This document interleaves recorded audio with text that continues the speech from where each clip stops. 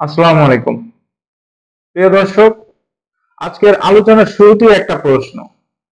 আমরা আসলে কি চাই? উন্নত ভবিষ্যৎ, বড় বড় প্রকল্প, উঁচু দালান, নতুন নতুন সড়ক, এসব নিশ্চয়ই দরকার আছে। কিন্তু একজন সাধারণ মানুষ সকালে ঘুম থেকে উঠে সন্তানকে স্কুলে পাঠানোর সময়, বাজারে যাওয়ার সময় কিংবা রাতে ঘরে ফেরার পথে সবচেয়ে বেশি কি ভেবে চিন্তিত থাকে? উত্তরটা স্পষ্ট: আমি আমার পরিবার এবং প্রতিবেশীকে নিরাপদ।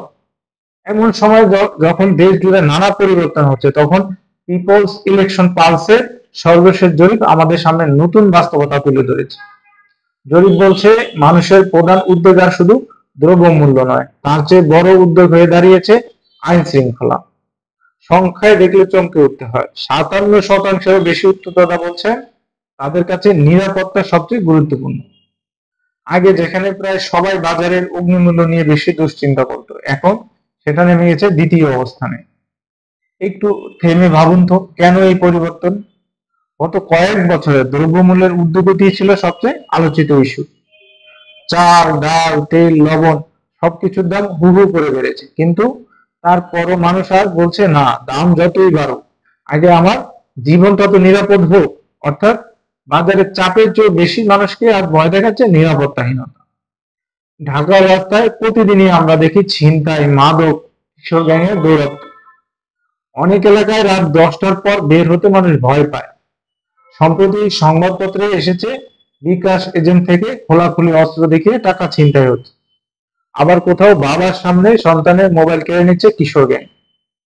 এগুলো যখন প্রতিদিনের সংবাদ হয়, তখন মানুষ আর উন্নয়নের স্লোগানে ভরসা পায় না। এখন প্রশ্ন হলো, এমন পরিস্থিতিতে রাজনীতিতে কি বার্তা পাচ্ছে? এই জরিপের বড় ফলাফল হলো দুই স্কেলে, অর্থাৎ সবচেয়ে উপযুক্ত দল এবং সবচেয়ে সম্ভাব্য সরকার। এখানে বিএনপি এগিয়ে আছে। দীর্ঘ সময় ক্ষমতার বাইরে থেকেও তারা আবার মানুষের আলোচনায় ফিরছে। এর মানে হলো, মানুষ বিকল্প খুঁজছে, অন্তত মানসিকভাবে। তবে আরো বড় চমক এসেছে জামায়াতের অগ্রগতি থেকে। বিশেষ করে তরুণ ভোটারদের মধ্যে তাদের প্রভাব বাড়ছে বলে জরিপ বলছে। কেন তরুণরা এমন মনে করছে? এর পেছনে কয়েকটি কারণ পরিষ্কার।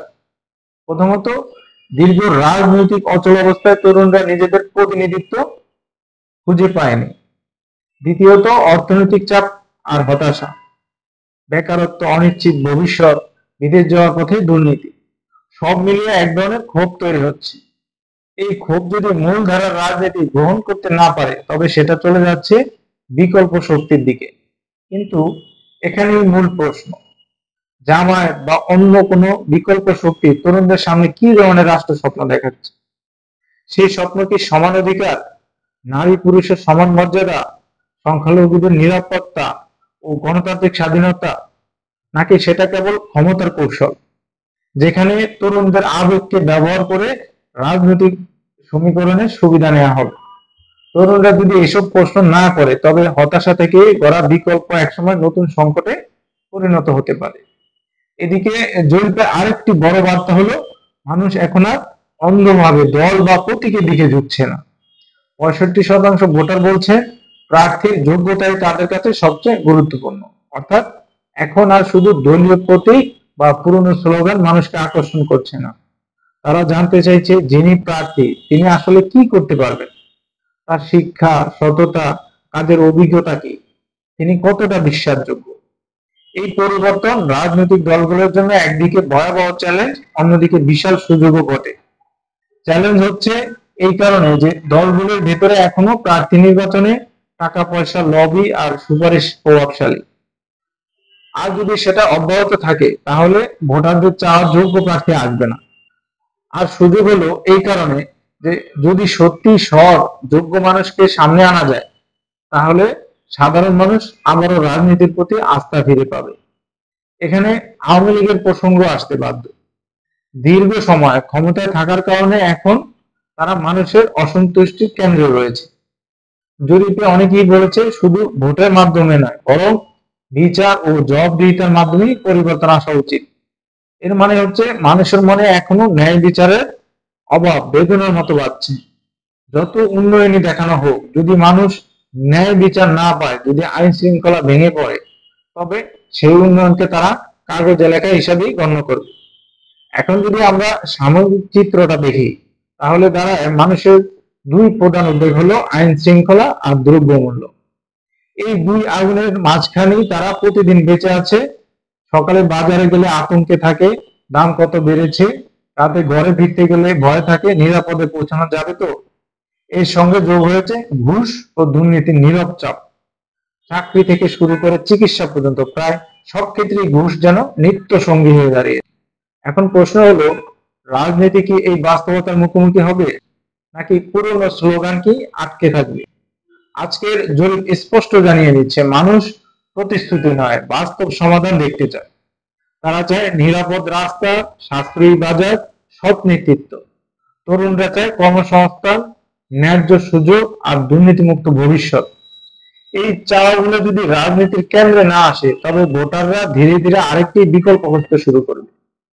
বাংলাদেশের রাজনীতি আজ এক সন্ধিক্ষণে দাঁড়িয়ে আছে।